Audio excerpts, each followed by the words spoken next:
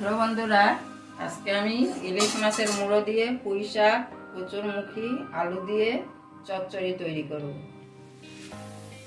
প্রথমে তেল দিয়ে নিলাম। তেলটা গরম হয়ে গেলে ইলিশ মাছের মুড়োটা দেব।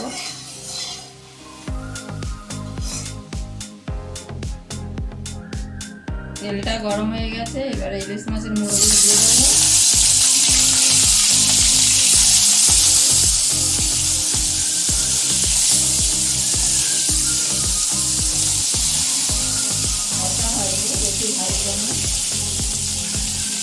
আপনারা আমার ভিডিওগুলো দেখেন, লাইকও করেন না, সাবস্ক্রাইবও করেন না, শেয়ারও করেন না। দয়া করে লাইক শেয়ার করবেন।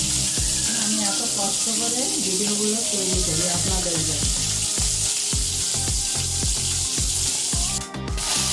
আমার ইলিশ মাছের মোড়োটা ভাজা হয়ে গেছে, তুলে নেব।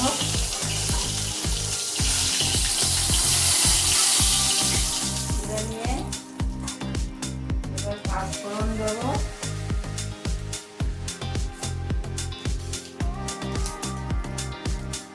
তেলটা কম হবে, আর একটু তেল দিয়ে দেবো।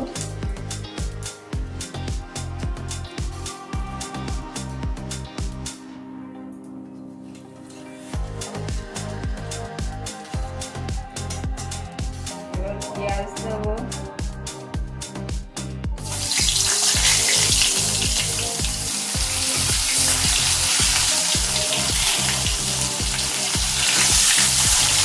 পেঁয়াজটা ভাজা ভাজা করে তারপরে সবজিগুলো দেবো।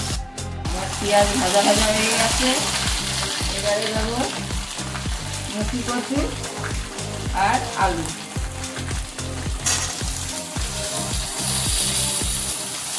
দিয়ে একটু নাড়িয়ে নেব।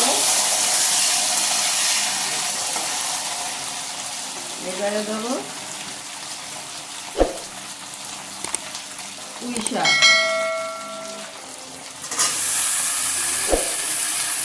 পুঁই শাকগুলো ধুয়ে রেখেছিলাম, কচুগুলো সব কেটে ধুয়ে রেখেছি।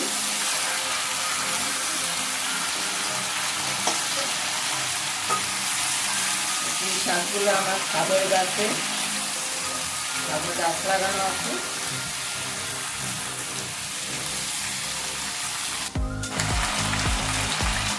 নাড়িয়ে চাড়িয়ে নিয়ে শাকটা কমে এসছে। এবারে নুন দেবো,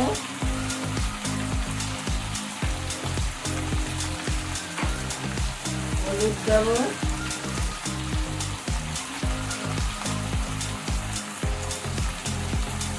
হলুদ নুন দিয়ে নাড়িয়ে চাড়িয়ে একটু ঢাকা দিয়ে দেবো। গ্যাসটা মিডিয়াম করে।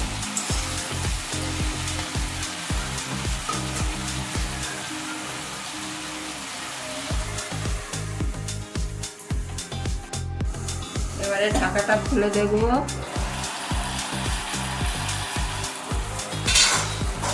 সবজি কষা হয়ে গেছে। এবারে ইলিশ মাছের মুড়োটা দেবো।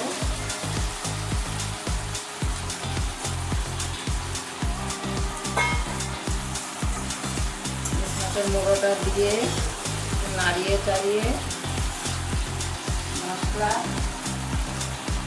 কিছু দেবো না, শুধু সর্ষে আর কাঁচা লঙ্কা মিক্সিতে বেটে দেবো।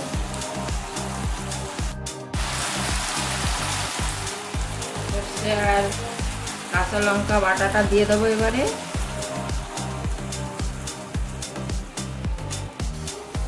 জল দেবো, বাটিটা ধুয়ে।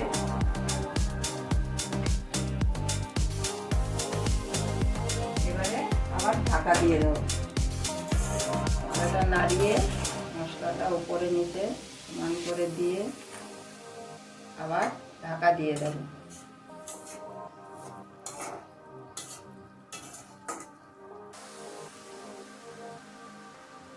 এই মশলার রসটা শুকিয়ে গেলেই নামিয়ে নেব। এবারে আমি ঢাকাটা খুলে দেখব। চচ্চড়ির রসটা শুকিয়ে গেছে। একটু নাড়িয়ে দেখব বেগুন কচু আলু সিদ্ধ হয়েছে কিনা। সব সিদ্ধ হয়ে গেছে।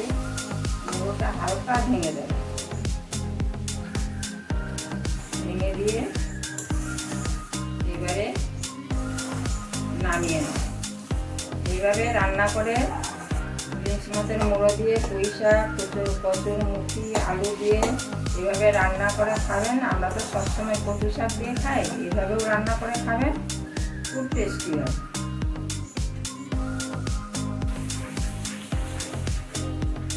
এবারে ঢেলে নেব।